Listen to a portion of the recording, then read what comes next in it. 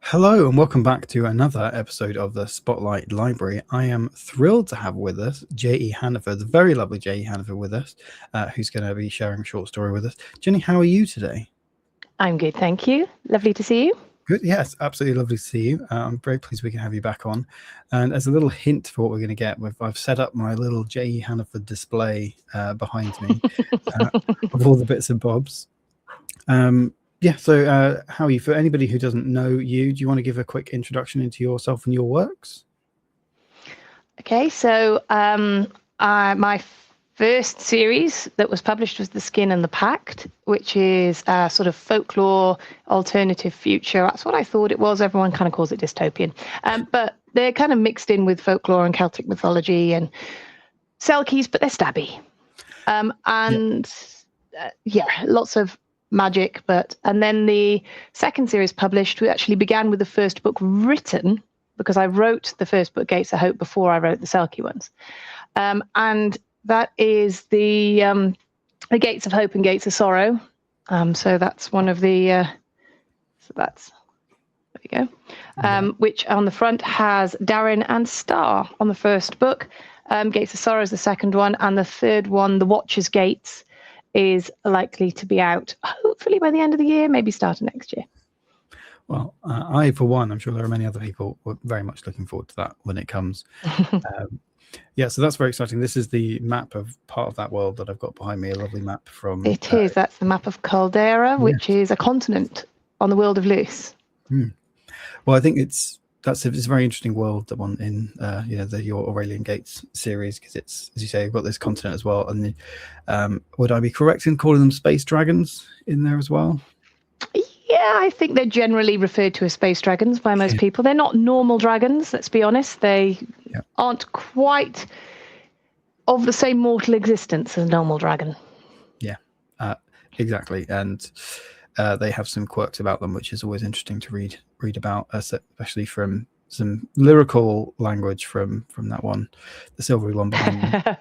The one behind you. Yeah. So we're going to hear in a minute, you're going to read for us New Hope, which is set in that world. Is there anything? Well, New Hope is set in the books, but New Hope is actually set on Tebane, which is a moon orbiting the furthest moon, two moons orbiting Luce, and it is the furthest moon from Luce. See, already we'll find this is how good the setting is, because that's what I meant. It's in the same setting, but I've been rightly corrected in that, these are different worlds. So, I've started with space dragons. I should have been more careful with my language. Space dragons are in the middle. Exactly. It's such a great setting to explore through the books. So this story we're going to hear in a second is set not on the map behind me. But so you've got that to look forward to if anybody hasn't already read them, and they can go and find it out. But as you say, on the furthest moon, is there anything you would want people to know about that before we start? So I suppose it's fair to say, so they were separated. The Aulirean Gates, I think it's fair to say, it kind of opens right at the beginning of the first book by saying this, were trashed, if you like, by the dragons 500 cycles before the series begins. Because of not an eternal war, but a war that was proving incredibly problematic for all parts. And the dragons basically stuck their oar in and went, right, this stops now.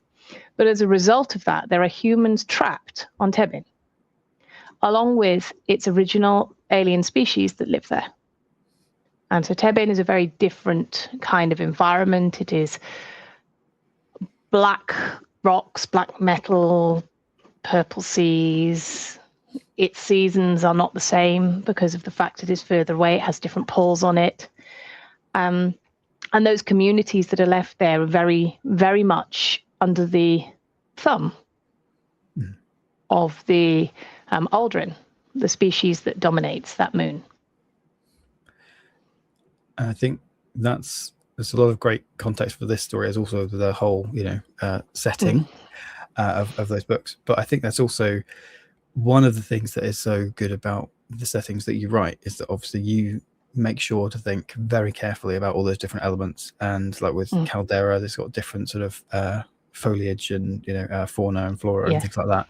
And it comes through in the Skin, I think, as well, that series, because you've got a very strong background in that. Is there? Yeah, I just wanted to make that point really. That I think you've got very deep settings in that way. I'm a biologist, and I like the biology of how things work, and I like things to work. And so I mean, like the caldera, the way the mechanisms of magic exist in there is linked to genetics, and I could literally talk for hours on the background of it without trying to spoil it. And it's not in the books, but I have documents on it. I have mathematical calculations for how many individuals should have inherited it in each area. Yeah, I'm that sad. No, you are that you're fastidious and specific in your world building, I think is what we're going to go with, because it just really adds that depth to the world. So it's sort of exciting to be able to get this extra little sort of a preview, because I'm right in thinking this New Hope is also a prequel. It's before the events. Yes, so there are three main points of view in the books. There is Alyssa, who starts her story out on Teben. There is Surin, and there is Darren. And this is effectively an introduction to Alyssa. Lovely. It is included at the back of my Broken Binding edition as a bonus story. So, yeah. Well, there we go. I'm pleased we're able to see it separately as well. I mean, that people should obviously be going buying those editions. They're beautiful editions for beautiful stories, which is always a nice way to be able to package them. Yeah, exactly. See, look at those. So we're going to see one particular character, and then you had on the front, I think it's just important people know about the dogs. The dogs.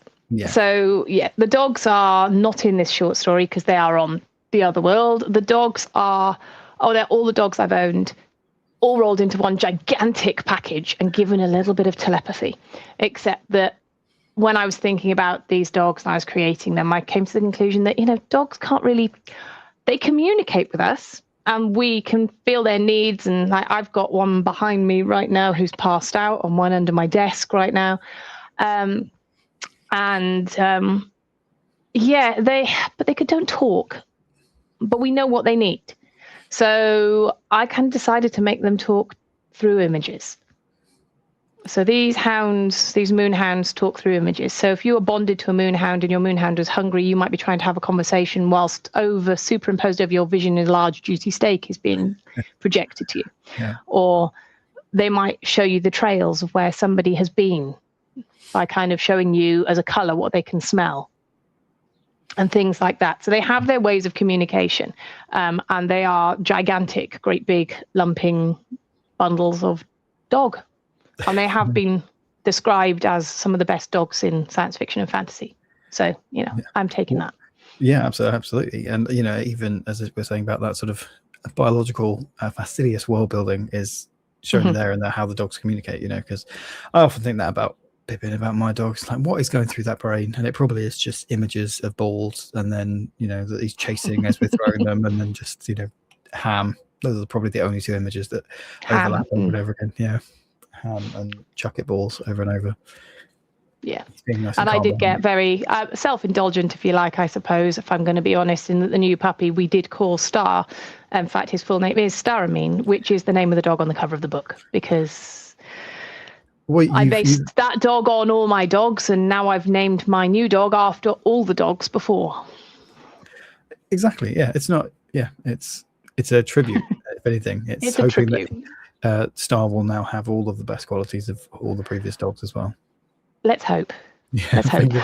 At the moment, his life involves chewing things. So, yeah. I mean, his best life. He's not quite 6 months. His best life, yeah. Yeah, his best life, not necessarily your best life, as he's chewing everything.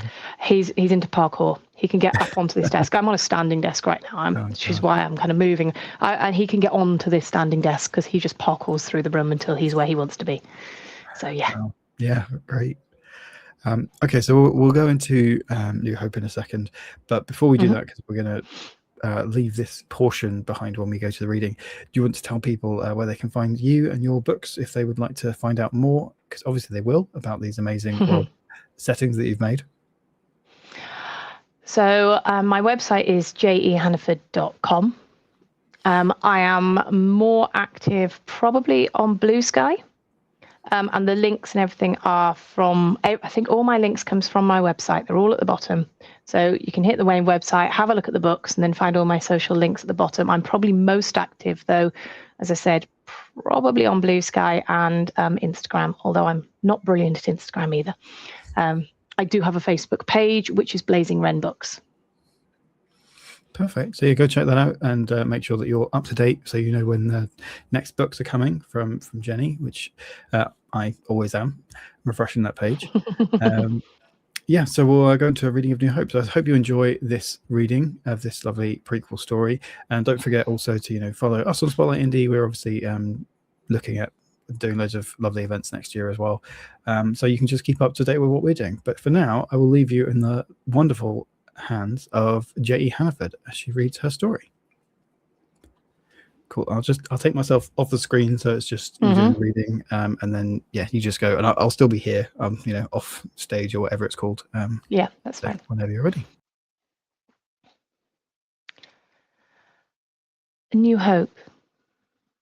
And the person who this story is being told through is the eyes of somebody called Latha.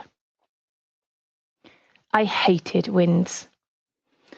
The chill permeated our cave and the community shivered in perpetual cold.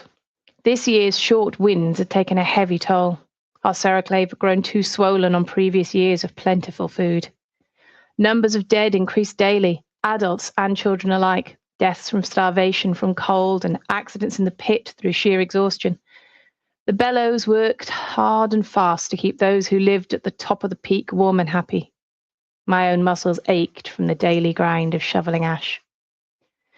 I missed my family more than ever. Usid had died at the start of the season, and I had been alone ever since. She had been my companion since my leaving, had taken me into her home and made it my own. It was lonely enough being untouched, let alone living alone too. Occasional snatched visits with my brother weren't enough anymore, and although I hadn't been in touching distance of her for years, I missed seeing my mother around the cave. She had died in the middle of the season. I was utterly broken and alone. Then I took in my first and only hutmate.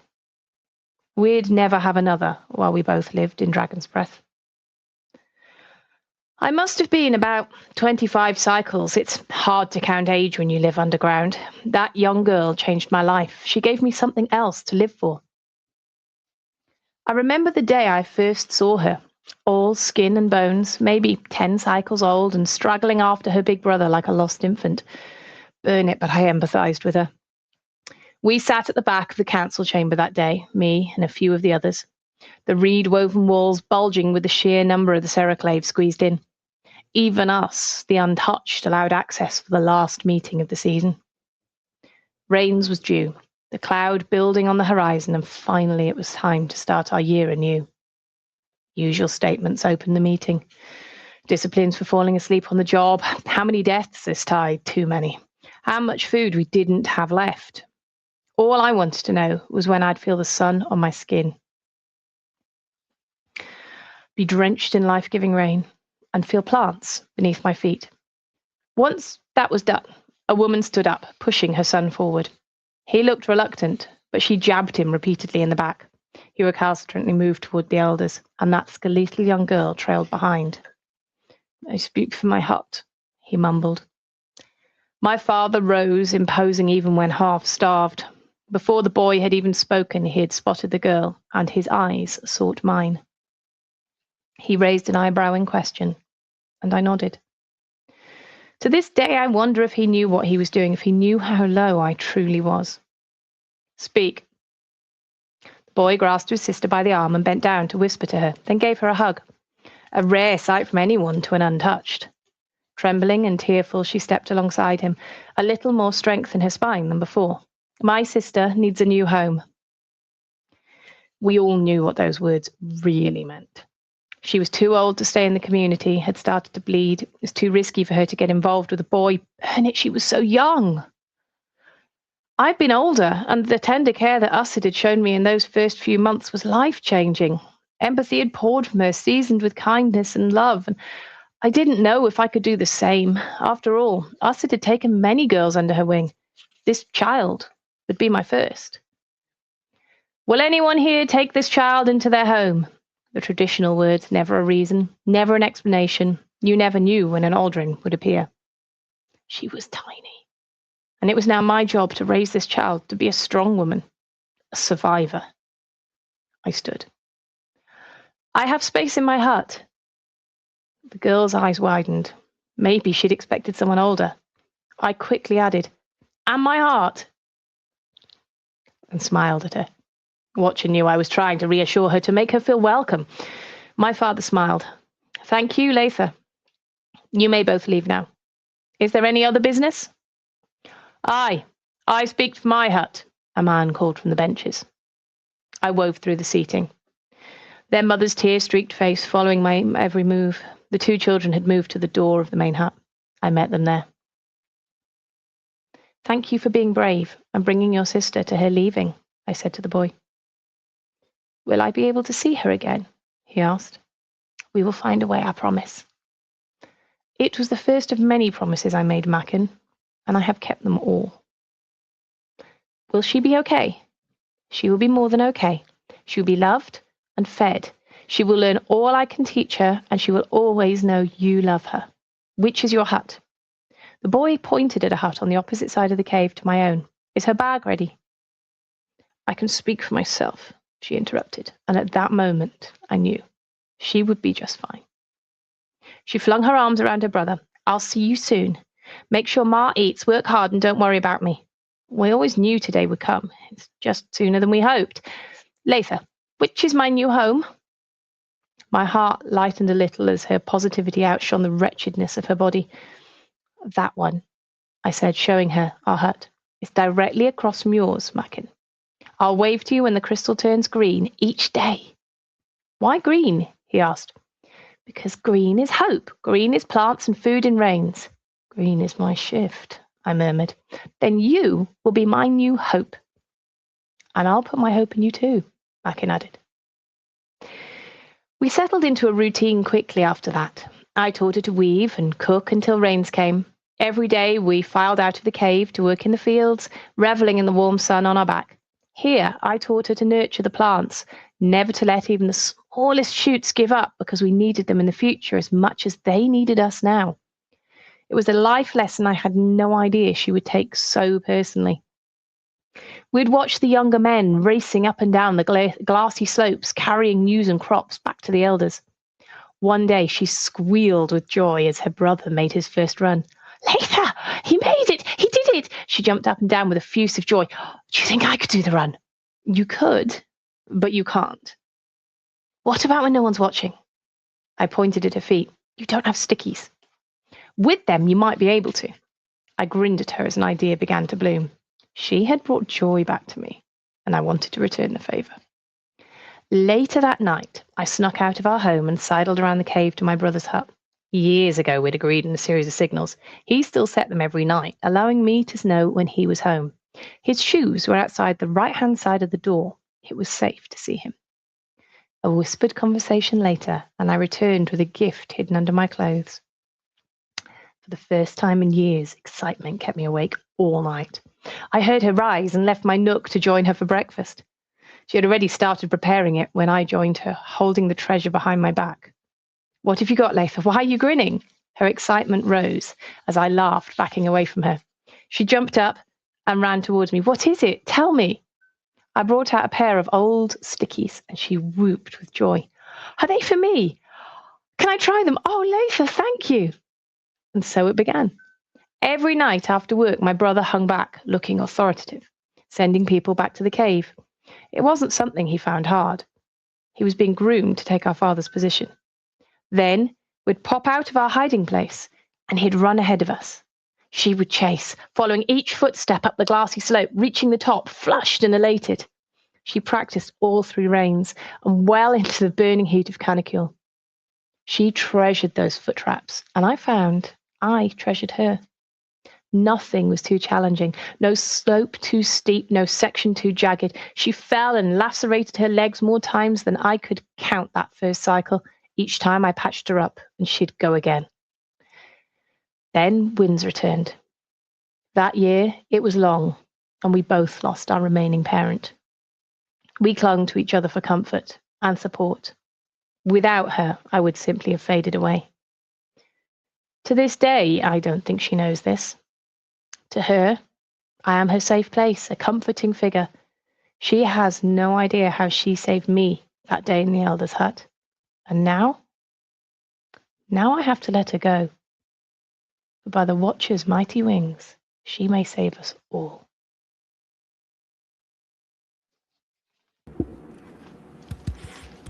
That was great. You're very good at the readings. That's good. Thank you. Right, I'll stop the recording. We don't need to be recording no more.